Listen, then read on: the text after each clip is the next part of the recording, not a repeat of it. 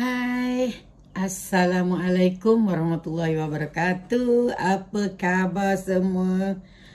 Apa khabar warga Malaysia? Okey, semua duduk rumah diam-diam. Macam mana? Covid dah 20,000 ke atas. Sedihnya. Okey, kepada anda semua di sini yang ada kawan-kawan, saudara mara, mungkin satu rumah ke mak ayah meninggal disebabkan Covid. Dr. Ju nak mengucapkan takziah. Kita yang ada lagi ni, yang masih sihat lagi ni, jagalah kesihatan baik-baik. Ikut SOP, kita berusaha yang menentukan Allah Ta'ala. Sama-sama kita berdoa supaya Covid dekat Malaysia drop dan kita dapat putuskan rantaian penularan Covid ni secepat mungkin. Dah stres dah ni. Everybody dah stres. Semua orang dah stres. Doktor je dah stres. Nak pergi klinik pun tak berani. Okey. Waalaikumsalam untuk siapa yang yang bagi salam, ramai-ramai bagi salam. Siapa yang dah online hari ini, bolehlah share live ni dekat dia kawan-kawan. Kan waktu-waktu PKP ni mungkin ada orang boring, tak tahu nak buat apa, asyik tengok TV, keluar masuk makan. Makan pun yang masak pun dah penat, tak habis-habis kan. So baik dia orang dengar-dengar sikit apa yang Dr. Ju nak kongsi hari ini. Interesting sikit hari ini pasal air. Pasal air. Betul ke kita ni kena minum 8 gelas air satu hari? Seperti apa yang dicadangkan lah. Maknanya ramai orang dengar ni. Bukan seorang dengar. Everybody dengar. Kena minum 8 gelas air satu hari. Kena minum 8 gelas air satu hari. You dah minum 8 gelas ke? Kalau tak minum, minum. And then waktu bulan puasa kena minum 8 gelas. Macam mana cara nak minum 8 gelas? Kemudian anak-anak yang tak minum 8 gelas, kita pun cakap, kenapa tak minum 8 gelas? Tak bagus. Banyak sangat dekat luar sana. Mungkin banyak sangat yang tertanya-tanya sebenarnya berapa banyak air nak minum. Dan apa gunanya air dalam badan kita. Ada juga yang cakap, minum air banyak boleh buang lemak. Boleh buang lemak, boleh kurus badan. Ada pula yang cakap tak payah minum air, nanti cepat kurus. Macam-macam betul tak dekat luar sana. Kadang-kadang pening juga. Yang mana satu betul? Yang mana satu tak betul? Jadi insyaAllah hari ini Dr. Ju akan kongsikan. Even Dr. Ju sendiri pun banyak belajar. Banyak benda yang tak tahu dan banyak belajar. Banyak buat research sana sini nak tahu. Sebab kita pun walaupun umur dah dekat 60 tahun. Tapi banyak benda yang tak tahu. That's why Dr. Ju selalu cakap kita semua ni kena belajar. Hari-hari belajar. Maknanya ilmu kesihatan ni tak akan habis. Bukan ilmu kesihatan, ilmu agama pun, walaupun ada yang dah kita ni dah umur dah 50, dah 60 tahun ke 50 tahun, dah 70 tahun. Tapi banyak benda dalam agama yang kita tak tahu. Jadi setiap hari kita kena belajar. Macam guru Dr. Ju dulu ada cakap, kalau 3 hari tak belajar hati mati. Ini belajar agama lah.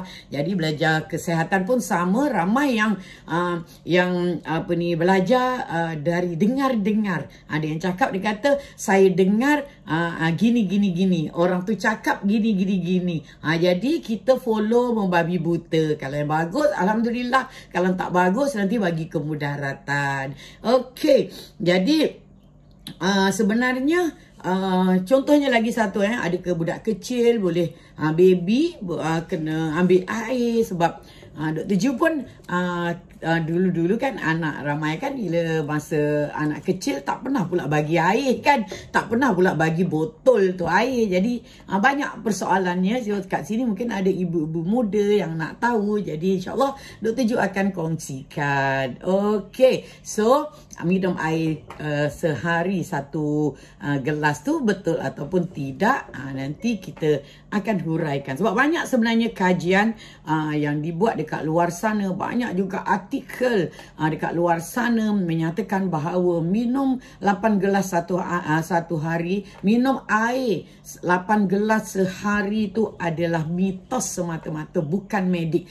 Tidak ada kajian sebenarnya yang menunjukkan kita wajib minum air 8 gelas sehari. Siapa nak muntah-muntah minum juga kan, sebenarnya tak ada kajian. Jadi sebenarnya benda tu dapat dari mana, masing-masing mengkaji dapat dari mana. Kenapa orang cakap 8 gelas? Kat mana? Kat mana? Mediknya tu kat mana? Betul ke ni? Jadi masing-masing buat kajian. Dia kata mungkin ada ditulis pada tahun 1974 ada seorang pakar ke apa gitulah, dia cakap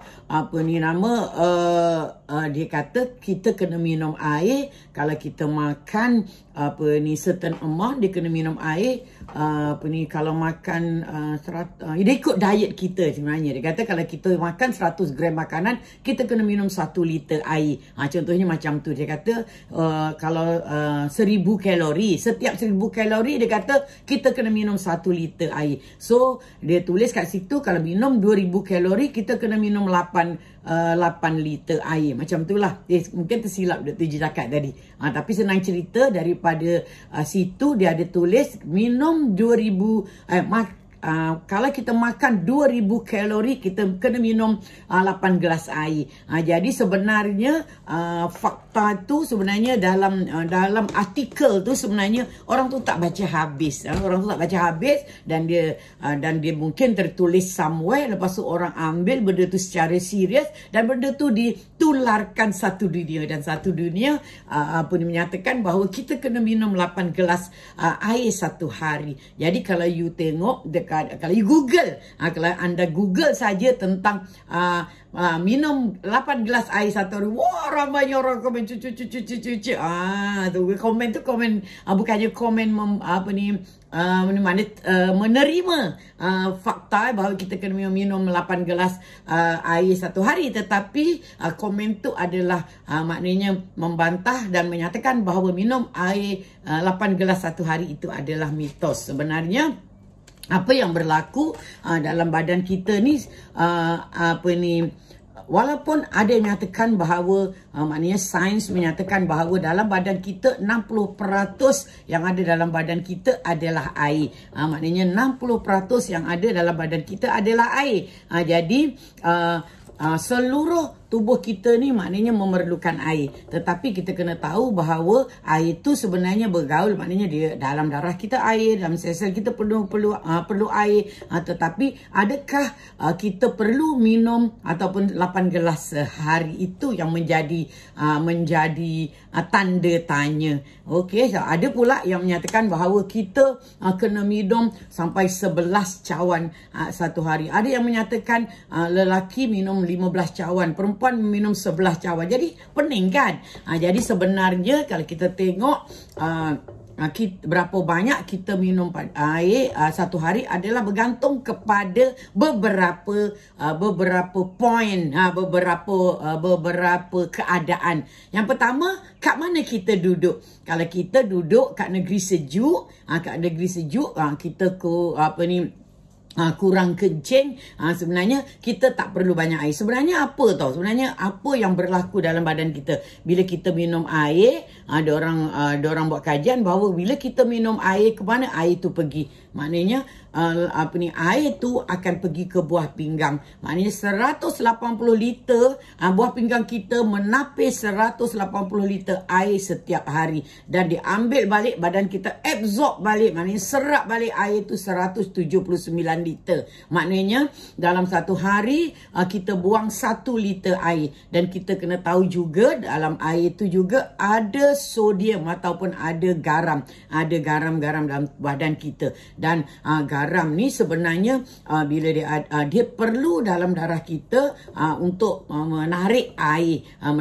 Jadi dalam satu hari juga kita buang dalam 100 sudu kecil garam, dan kita reabsorb dalam 99 sudu kecil garam. Maknanya kalau kita banyak buang air, maknanya kita banyak keluarkan garam dalam badan kita. Okey, itu adalah faktanya. Jadi kalau kita nak tahu berapa banyak air yang kita minum satu hari, sebenarnya badan kita ni sangat-sangat intelijen. Dia tahu bila kita perlu minum air. Maknanya kita punya badan tahu bila badan kita kurang air. Bila kita kurang air, otak kita akan dirasang. Dia ada beberapa tanda menunjukkan yang kita kurang air dan kita perlu minum air. Dan nanti Dr. Ju akan share dekat anda semua 10 tanda-tanda yang menunjukkan bahawa kita kurang air. Semua orang dengar semua orang dengar tak suara Dr. Ju ni sebab tak ada mic ni. Okey, kalau dengar just komen okey dengar ke apa-apalah Okey, so kalau anda mungkin duduk dekat atas gunung, macam kat atas gunung, duduk dekat area yang atas gunung, mungkin ataupun kat tempat yang sejuk, mungkin kita badan kita tak perlukan banyak air sebab kita tak ada banyak kencing sebab tempat tu sejuk. Bila sejuk kita kita tidak perlukan banyak air. Tapi kalau kita duduk dekat tempat panas, mungkin kita perlukan banyak air dalam badan kita sebab kadang-kadang kita keluarkan haba dalam badan kita melalui air yang kita keluarkan. Jadi berapa banyak juga air yang kita nak ambil juga bergantung kepada diet apa yang kita minum. Mungkin kalau kita lepas minum kopi, bila kita minum kopi ada efek urinik, ada efek diuresis. Maksudnya bila kita minum kopi, kita asyik nak terkencing sahaja. Bila kita nak maknanya bila kita rasa nak terkencing sahaja, jadi kita akan dahaga sebab air kurang dalam badan kita. Jadi bila kita dahaga, kita minum air. Jadi senang cerita, kita minum air mengikut apa yang badan kita nak. Tak semestinya 8 gelas, mungkin lebih daripada 8 gelas, mungkin 10 gelas, mungkin 12 gelas, ataupun mungkin kurang daripada 8 gelas, mengikut apa yang badan kita nak, macam apa yang badan kita perlukan. Jadi kita ada tanda-tanda yang menunjukkan bahawa kita tak cukup air. Maknanya kalau kita dahaga, nanti Dr. Ju akan kupas macam mana bila masa kita nak ambil air. Okey, mungkin kita berada keadaan yang kan ada negara-negara, ada negara yang ada 4 musim. Musim panas, musim sejuk. Kalau kita kat Mekah, mungkin kawasan tu waktu musim panas, mungkin kita kena minum air lebih sebab kita akan badan kita akan cepat kekurangan air.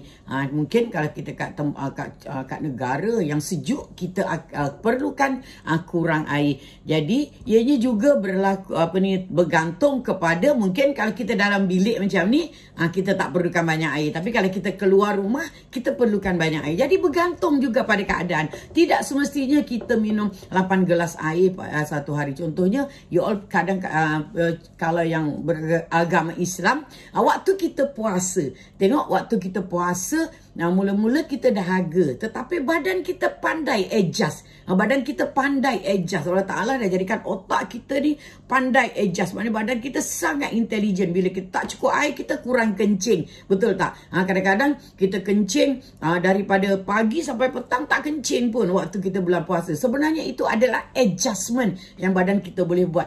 Mula-mula kita rasa dahaga, tapi lama-lama dahaga tu hilang. Sebab badan kita adjust. Sebenarnya kalau kita tak cukup air, badan kita akan adjust. Tetapi ada juga kebaikannya kita lebih minum air. Ada juga kebaikannya kita kurang minum air. Nanti Dr. Ju akan bagi tahu. Dan mengambil air juga bergantung kepada aktiviti kita.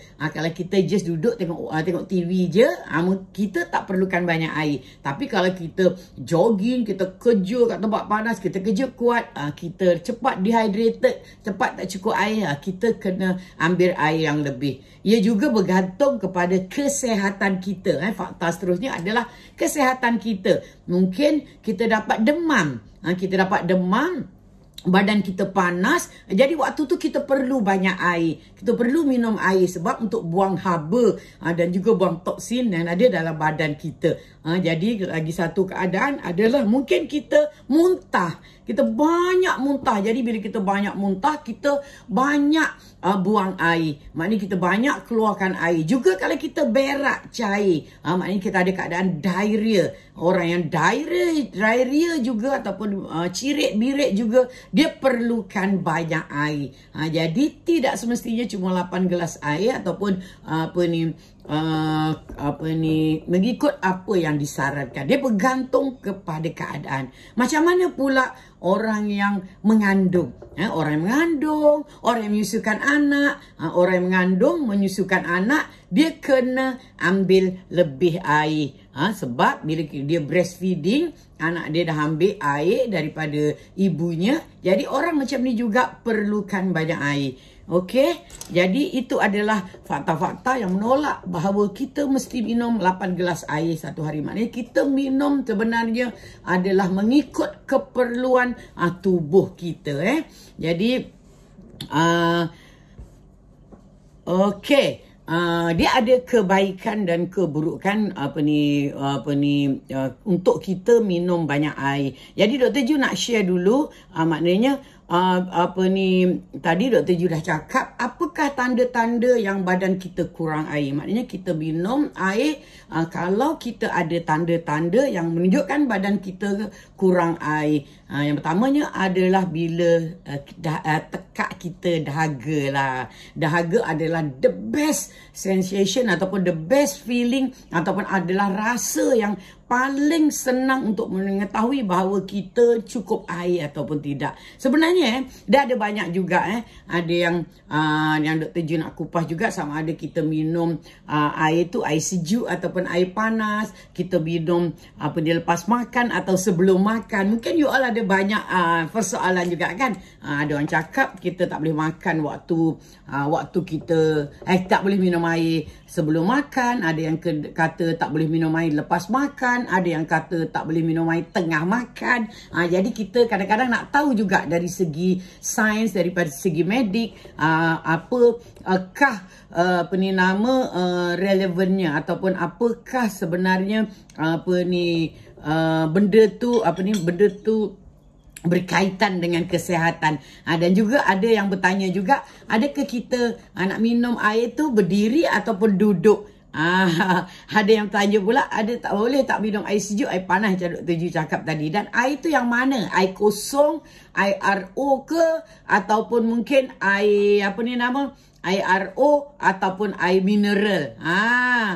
Jadi benda-benda tu semua kita kena belajar dan kita kena tahu yang mana satu. Jadi lepas ni semua orang pandai nak minum air yang macam mana, berapa banyak, dan cara nak minum air macam bagaimana, duduk ke, berdiri ke, baring. Okey. Sebab semua benda-benda ni pun sebenarnya kita kadang-kadang Dr. Ju sebagai doktor pun banyak sangat buat research, banyak sangat nak tahu macam mana sebenarnya. Sebab kita pun tak tahu. Benda ni tidak diajar di medical faculty. Doktor-doktor perubatan tak tahu. Kalau you tanya doktor-doktor kat luar sana pun ramai yang tak tahu. Kalau you tanya doktor nak minum banyak mana, 8 gelas air sekurang-kurangnya, dia akan cakap macam tu. Dari segi lain mungkin doktor pun tak tahu kalau yang tidak buat research. Sebab benda ni tidak diajar di mana-mana. Tidak diajar di medical faculty lah, dekat fakulti perubatan tidak diajar. Jadi kita kena buat research sendiri, kita tengok orang punya research, yang mana kita kena orang punya kajian pasal benda-benda ni lah Jadi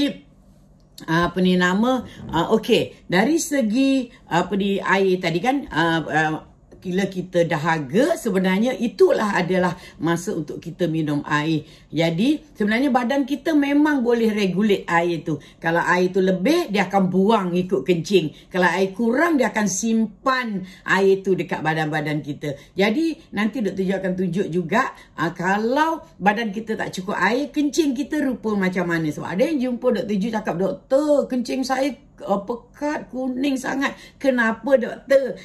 Kadang-kadang tak ada sebab apa pun. Sebab mungkin you are dehydrated. Dehydrated maknanya adalah tak cukup air lah. Badan tak cukup air, dalam bahasa Inggeris atau perubatan dipanggil dehydrated. D tu tak ada lah. Hydrated tu maknanya air kan, maknanya badan tak cukup air. Jadi ada yang tanya, okey, kita sekarang nak ni air yang kita minum tu air mana yang bagus? Sebab ada air yang dipanggil pure water, air kosong yang tak ada apa-apa dalamnya. Maknanya contohnya kalau dekat Malaysia ni is RO water lah, air kosong. Maknanya kalau RO, reverse osmosis punya air tu sebenarnya dalam tu tak ada mineral, langsung tak ada mineral. Jadi dalam tu air tu kosong sahaja. Jadi kalau kita minum air yang tak ada mineral, sebab mineral tu sangat penting, especially garam-garam dalam air itulah. Maknanya kita ada sodium, magnesium,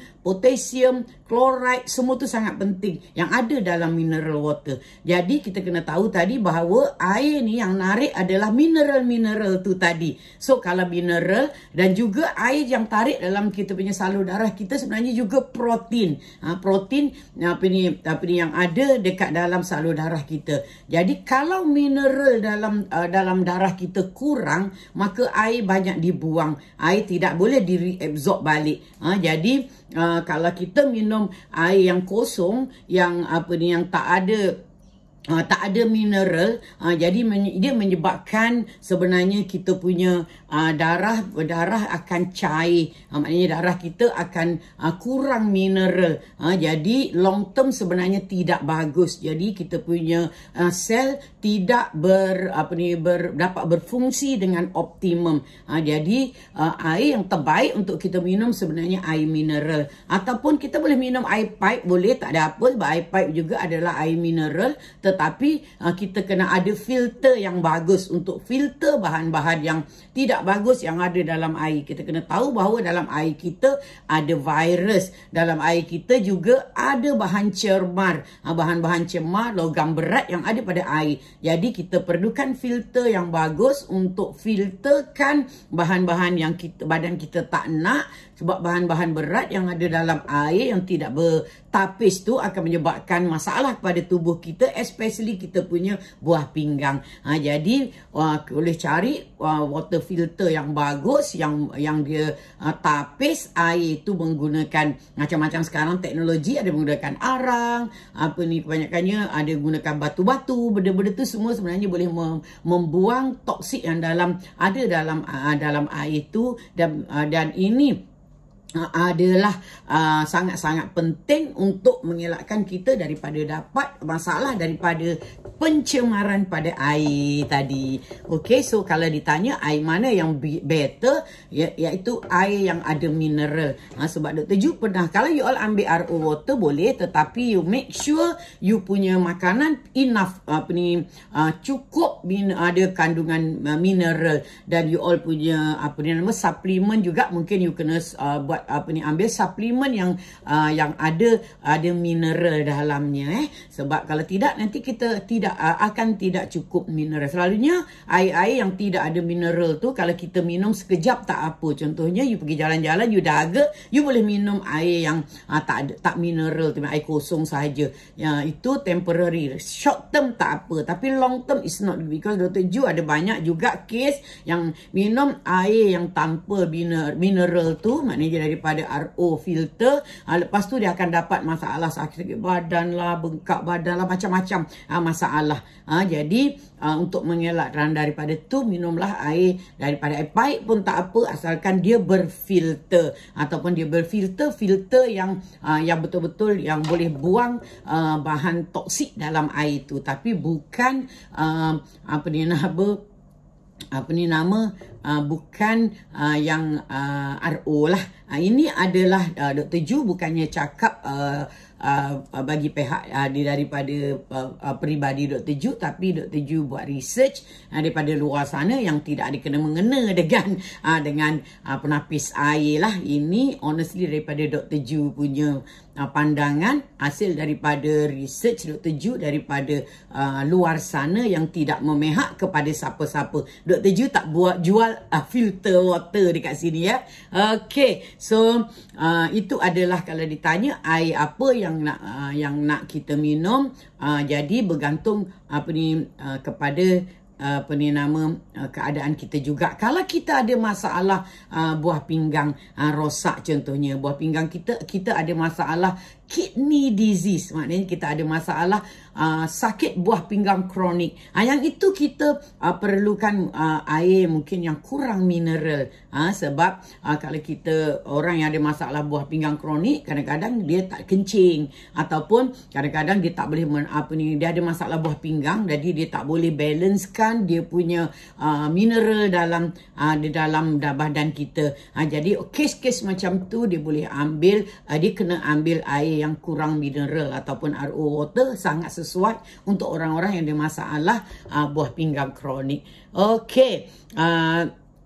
Nombor 2, macam mana kita nak tahu kita perlukan air tidak, ataupun kita dehydration, ataupun kita tak cukup air, adalah dengan kita tengok kita kekerapan kita kencing lah. Kalau kita kencing sikit, itu maknanya kita tak cukup air. Kalau kita kencing banyak, gitu kita terlebih air. Jadi kita kena tengok juga dari segi kencing ni, kita tengok juga dia punya warna kencing tu. Kalau kencing tu pekat, macam dalam gambar dia, kalau kencing tu pekat coklat, maknanya kita tak cukup air. Jadi kita tak cukup air, maknanya kencing tu pekat lah dengan hasil daripada tapisan buah pinggang tadi yang pergi kat kencing tu pekat. Jadi that's why warnanya sangat pekat, itu menunjukkan kita tak cukup air. Yang terbaik adalah kat tengah-tengah. Kalau kencing tu macam air, itu maknanya kita terlebih air. Terlebih air juga sebenarnya bahaya. Sebab bila kita selalu kencing, kita akan banyak buang garam daripada badan kita. Jadi bila buang garam dalam badan kita, kita akan ada masalah. Tak cukup garam dalam badan kita, kita boleh menyebabkan bengkak. Kita boleh ada banyak masalah lain hasil daripada tak cukup garam dalam badan kita. Jadi yang terbaik, warna kencing yang terbaik adalah dipanggil straw color, ataupun warna yang kuning-kuning tapi bukan pekat sangat dan bukan warna air. Ada orang percaya bahawa bila kita kita kencing banyak, kita buang toksik. Sebenarnya tidak semestinya, dan itu fakta tu juga salah. Sebab kita kena tahu bahawa toksik dalam badan kita sebenarnya dia larut lemak. Jadi dia dia kena dikonvertkan dulu kepada dalam bentuk air untuk untuk badan kita dapat buang dia. Jadi maknanya kalau kita minum air, kita tak benda tu belum sempat terjadi. Jadi apa yang kita buang sebenarnya adalah cuma air sahaja dan juga mineral yang ada dalam darah kita. Jadi kita akan dapat keburukan daripada kebaikan kalau kita minum air berlebihan.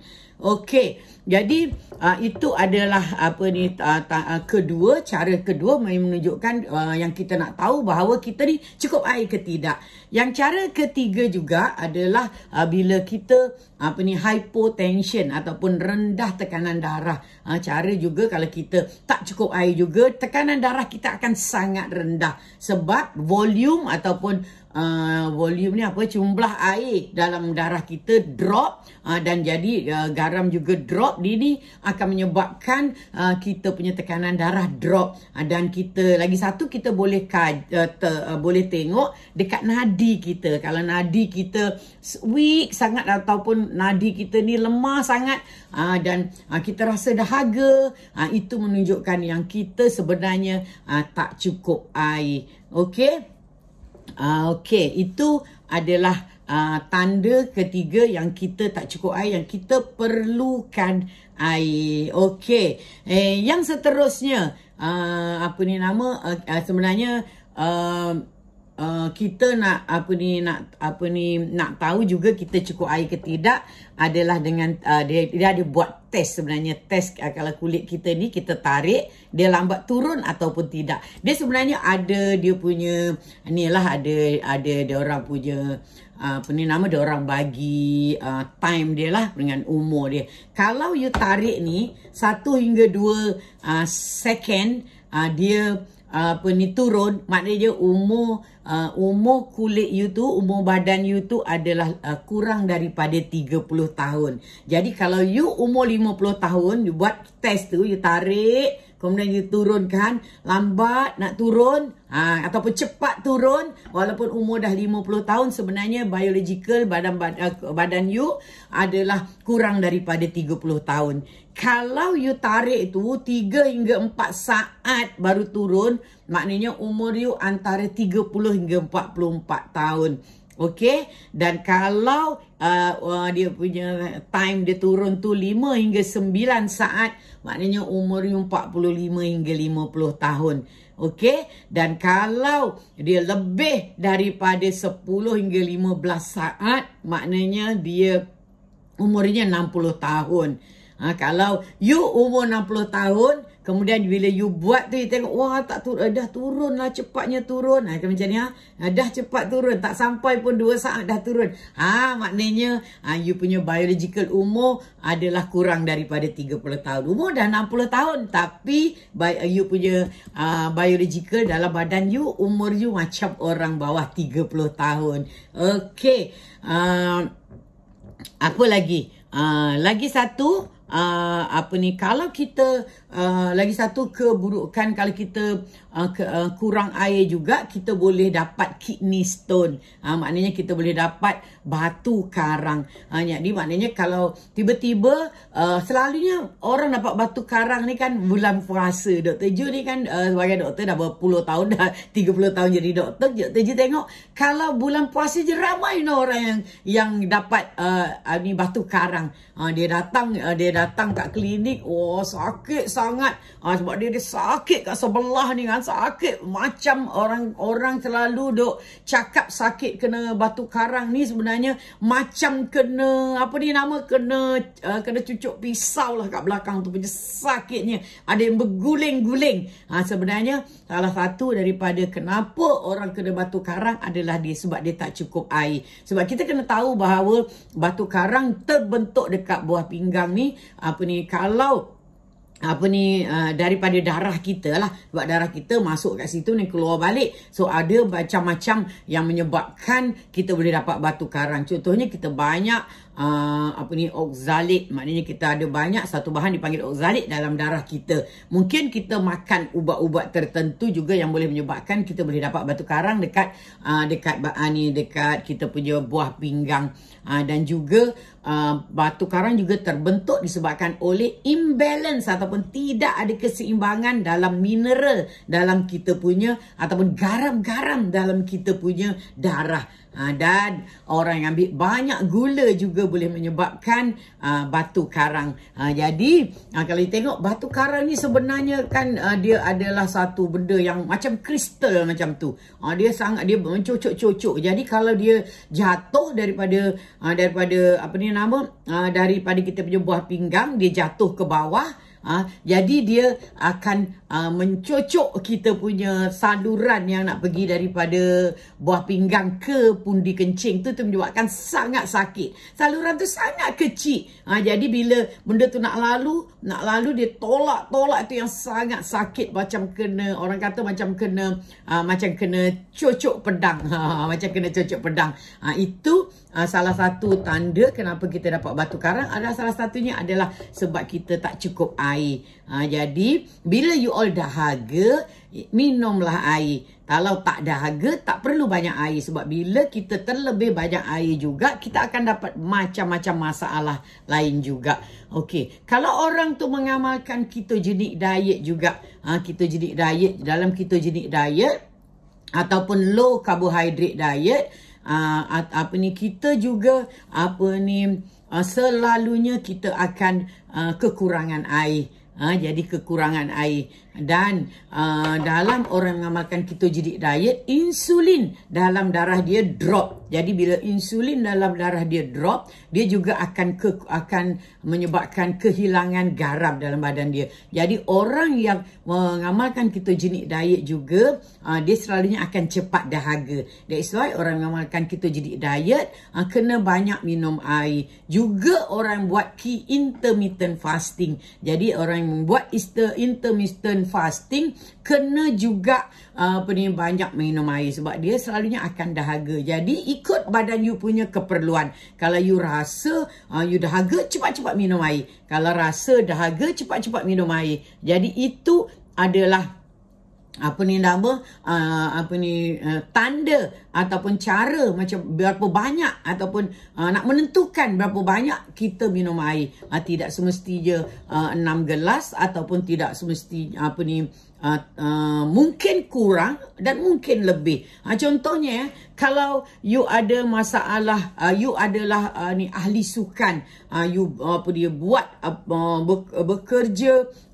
bekerja pula ataupun you kerja kuat dekat bangunan ke apa yang kerja kuat sangat, ataupun you ahli sukan yang buat heavy exercise, jadi selalunya orang ni akan berpeluh banyak, dia berpeluh banyak dan you akan banyak kekurangan air. Dia bukan saja kekurangan air, you juga orang-orang macam ni juga akan kekurangan garam dalam badan dia. That's why kadang-kadang bila you dah lari, especially orang yang buat maraton, yang lari jauh-jauh kan, lari jarak jauh, lepas tu bila dia berhenti saja dia air tak cukup. Jadi kadang-kadang bila air tak cukup waktu tu dia boleh dapat cramp dekat kaki, dekat muscle cramp. Dia akan rasa sangat letih sebab bukan saja air saja yang keluar, tetapi garam dalam badan juga keluar. Jadi orang yang macam ni kena ambil lebih banyak air. Jadi tanda seterusnya yang kita tak cukup air juga adalah constipation ataupun berak keras. Jadi bila kita berak keras tu adalah disebabkan oleh constipation, kan, berak keras adalah disebabkan oleh najis tu tak ada cukup air kat dalam tu. Jadi sebab najis selalunya apa yang ada dalam najis tu adalah air dengan fiber, dengan fiber yang bahan-bahan yang tidak diabsorb oleh badan kita. Jadi bila air dalam usus besar tu lama sangat, najis tu lama sangat dalam usus besar, air dia diserap balik kat badan kita, menyebabkan najis tu keras dan menyebabkan kita dapat masalah berak keras. Okey, yang seterusnya tanda yang kita tak cukup air adalah jantung kita berdenyut sangat laju. Jadi bila maknanya contohnya kalau kita dehydration, kan, maknanya kita lepas kita exercise atau merentas desa, dulu masa kecil-kecil kita ada merentas desa, kan, lepas tu kita duduk kita berpeluh-peluh kan, waktu tu kita akan rasa macam dada kita berdebar walaupun kita dah rehat berdebar. Sebenarnya itu adalah salah satu tanda kita tak cukup air. Okey, ini itu adalah macam mana kita nak menentukan berapa banyak air yang kita minum, bergantung kepada kehendak badan kita. Maknanya kalau kita dahaga, minum air. Macam ni, dahaga, minum air. Okey, sekarang kita ada yang tanya, kita minum air tu berdiri ataupun duduk, mana yang bagus? Jadi daripada apa-apa yang Dr. Ju baca, sebenarnya kalau kita minum air berdiri sebenarnya tidak bagus. Sebab bila kita minum berdiri, sebenarnya air itu akan direct terus turun ke bawah dan terus diabsorb, dan lepas itu kita akan banyak kencing. Betul tak? Jadi bila kita banyak kencing, dia akan buang banyak garam dalam air kencing. Jadi kita akan makin letih. Jadi kita akan makin dahaga lagi. Minum lagi.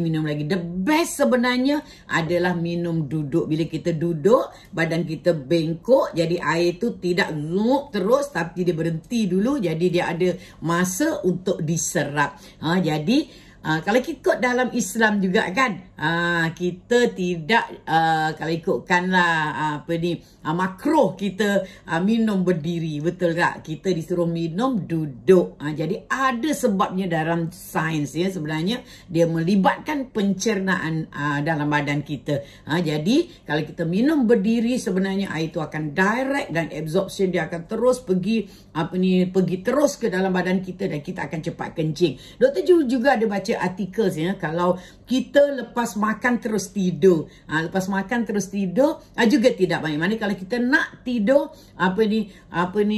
kita lepas makan kita terus tidur, selalunya kita akan banyak kencing.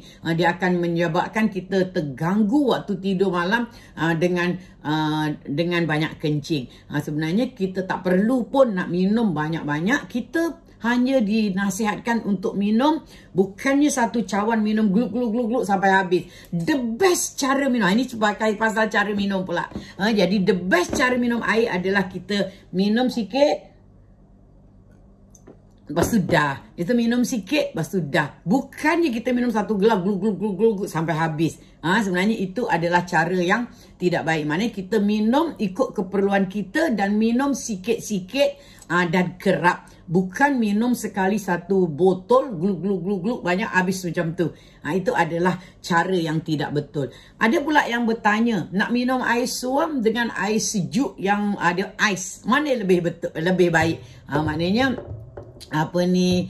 kita ni nak minum air sejuk ataupun air suam, ataupun air biasa lah, air biasa bukan air ada ais. Jadi kalau daripada pendapat banyak sains yang menyatakan bahawa sebenarnya minum air biasa ataupun air suam lagi bagus. Sebab bila kita minum air yang sejuk, yang ais, sebab especially kalau kita minum lepas tu kita makan, dia yang pertama dia akan menyebabkan aktiviti enzim dalam kita punya usus tu akan drop. Jadi penghadaman tidak berlaku dengan sempurna. Lagi satu, minum ais ni juga akan menyebabkan badan kita bekerja untuk menurunkan temperature dalam badan kita tu. Maknanya bila kita minum ais, maknanya dia akan menyebabkan badan kita bekerja untuk menurunkan suhu yang daripada air tadi, dan kadang-kadang dia juga menyebabkan, bukan kadang-kadang, dia menyebabkan jantung kita juga lambat berdenyut.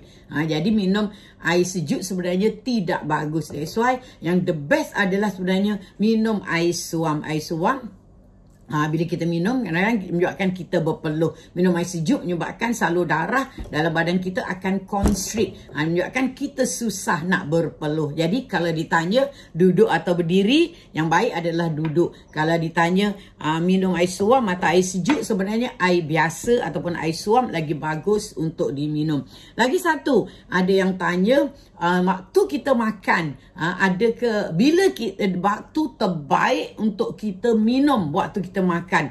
Ada yang cakap tak elok makan, minum air waktu makan, ataupun minum air lepas makan, ataupun minum air sebelum makan. Okey, jawabnya adalah kita kena minum air. Kenapa? Bila kita minum air, apa berlaku? Maknanya kita makan, lepas tu kita minum air banyak-banyak. Jadi dalam perut kita ni ada asid. Jadi asid tu gunanya untuk mencernakan makanan kita. Jadi kalau kita minum air banyak waktu makan gluk, dia akan mencairkan asid dalam perut kita. Jadi ini akan menyebabkan penghadaman tidak sempurna, menyebabkan perut kita bloated, perut kita kembung, banyak angin, sebabkan oleh penghadaman tidak sempurna. Jadi dia orang dah buat kajian, saintis buat kajian bahawa yang terbaik sekali waktu makan kita jangan minum air. Sebab dalam makanan kita sudah ada air. Dalam kita boleh ada kuah, dah ada air semua kan. Jadi kalau kering sangat, kita ambil kuah. Jadi kalau nak minum pun pakai sip saja, tapi bukan minum gluk macam tu ya. Jadi yang terbaik adalah untuk minum air 45 minit sebelum makan dan 45 minit selepas makan. Waktu makan tu tidak baik untuk kita minum air. Ini adalah daripada research yang Dr. Ju buat lah. Sebenarnya banyak benda-benda yang kita tidak tahu. Okey. Lagi satu, budak kecil. Budak kecil kadang boleh minum air ke tidak? Tadi Dr. Ju cakap kan. Sebab waktu Dr. Ju jadi ibu, ada anak kecil dulu, tak pernah bagi anak minum air. Sebab maknanya kita datang daripada keturunan kan, daripada keturunan atas-atas kita memang tak pernah tak pernah pun mak Dr. Ju ni bagi minum anaknya air kosong. Ini Dr. Ju maksudkan air kosong. Dekat sini siapa yang bagi anaknya minum air kosong? So sebenarnya budak kecil ini sebenarnya bawah 6 tahun tidak elok, maknanya tidak dibenarkan untuk dibagi air kosong. Sebenarnya tidak patut untuk kita bagi anak kita minum air kosong yang umurnya bawah 6 bulan. Dr. Ju sebenarnya buat tu secara tak sengaja. Baru sekarang baru Dr. Ju tahu, oh rupanya baby memang tak boleh minum air. Sebab apa? Budak tu buah pinggangnya sangat kecil. Lagi satu, perutnya sangat kecil, buah pinggangnya sangat kecil. Jadi macam baby baru lahir, ada Dr. Ju tengok ada setengah orang bagi anaknya minum air kosong. Pakai botol tu air kosong saja macam dalam gambar ni. Sebenarnya itu adalah adalah salah. Sebenarnya baby dia minum susu ibu. Susu ibu 80% adalah air. Maknanya dia dah cukup air daripada susu yang dia minum. Dia dah cukup daripada kalau dibagi botol fat juga ataupun kita bagi susu formula, sebenarnya dalam yang kita bancuh tu dah cukup dah untuk anak kita minum. Jadi berapa banyak anak kita minum, sebenarnya kita selalu bagi demand feeding. Demand feeding, kecuali anak tu berak-berak ke muntah-muntah, itu lain. Ini budak normal bawah 6 bulan sebenarnya tidak elok dibagi air kosong. 6 bulan. Tadi Dr. Ju dah cakap 6 bulan ke 6 tahun? 6 bulan kan? Bawah 6 bulan adalah tidak boleh dibagi air kosong. Dia kena minum air susu sahaja. Sebab susu ibu dah cukup. Dan kalau kecuali Dr. Ju cakap tadi budak tu demam, mungkin demam, kita selalunya kalau demam dia akan minta minum susu lagi banyak kan, ataupun budak tu diarrhea, itu selalunya kadang-kadang doktor akan bagi air ORS, oral rehydration salt tu kan, untuk rehydrate dia. Tapi kalau budak tu normal, sebenarnya tidak elok dibagi air kosong sebab dah cukup dari air daripada susu yang dia minum. Kalau berlebihan sangat bahaya. Pertama, buah pinggang dia akan cepat rosak. Yang kedua, dia akan tak cukup mineral because dia akan kencing banyak, dia akan buang garam banyak ikut kencing dia dan menyebabkan dia akan kekurangan garam dalam air dia. Jadi ini adalah sangat bahaya. Dia akan menyebabkan otak dia boleh bengkak, dia boleh dapat convulsion ataupun dia boleh dapat sawan. Sebenarnya tidak bagus untuk bagi budak baby umur bawah 6 bulan minum air kosong. Kena bagi tahu anak-anak kita, kena tengok cucu-cucu kita. Kalau kita dah terbuat sebelum ni, kita boleh betulkan lah, sebab dia akan efek kesihatan badan kita. Jadi nanti budak tu asyik masuk ward saja, asyik demam saja, ada masalah disebabkan oleh kesilapan kita, kita tak ada ilmu tentang benda ni. So itu adalah fakta juga. Maknanya baby jangan diminum air. Sebab ada juga dekat luar sana yang susu formula selalunya dia dah diformulakan. Banyak tu, air dia banyak tu. Jadi ada orang yang bancuh kononnya nak kurangkan, nak bagi anaknya minum air lebih, dia cairkan susu. Itu juga salah. Jadi budak bawah 6 tahun jangan cairkan susu tu. Sebab bila kita cairkan susu tu, maknanya budak tu akan minum terlebih air, akan ambil terlebih air. Jadi dia kurang zat tapi dia terlebih air. Jadi kalau kita kebetulan anak kita ambil susu formula, kenalah ikut apa yang dalam tin tu suruh, yang sudah diformulakan. Okey? Kalau susu ibu tak perlu bimbang. 80% daripada susu ibu adalah air. Okey, itu adalah berkenaan dengan air. Okey, kalau ada apa-apa soalan lagi berkenaan dengan air, you all bolehlah tanya dekat grup Telegram chat bersama Dr. Ju. Siapa-siapa dekat sini yang belum join Telegram Dr. Ju, iaitu Dr. Ju Official ataupun Telegram Borak Santai bersama Dr. Ju. Dr. Ju live setiap hari. Lepas ni nanti pun Dr. Ju akan live juga dekat grup Telegram chat. So siapa yang belum masuk grup tu, bolehlah masuk, bolehlah tanya kalau ada masalah. Kalau ada benda yang Dr. Ju boleh jawab, Dr. Ju jawab. Yang tak ada, kita tangguhkan, kita buat research dulu baru jawab kemudian. Okey, sebelum Dr. Ju akhiri hari ni punya live, jangan lupa seminar leaky gut syndrome ataupun gastric ataupun masalah anxiety ataupun masalah GERD, promosi untuk join seminar Dr. Ju pada 28 hari bulan ni. Hanya hari ini sahaja, RM15 ni hanya hari ini saja. Siapa yang belum join, cepat-cepatlah join, cepat-cepatlah contact Dr. Ju punya ni, ataupun masuk terus dekat Dju Wellness, djumedic.com.my untuk register. Sebab mulai besok harga seminar ni macam biasa RM100. Dan untuk yang nak masuk kelas Keto Bento bersama Dr. Ju, iaitu masak makanan keto bersama Dr. Ju, bolehlah. Pendaftaran last hari ini pukul berapa tak tahu. Kejap lagi dah nak tutup. Siapa yang nak join belum daftar, cepat-cepatlah join. Mungkin kat sebelum tim Dr. Ju akan bagi link di sini. Okey, itu saja untuk hari ini. Jumpa anda di hari lain. Assalamualaikum warahmatullahi wabarakatuh.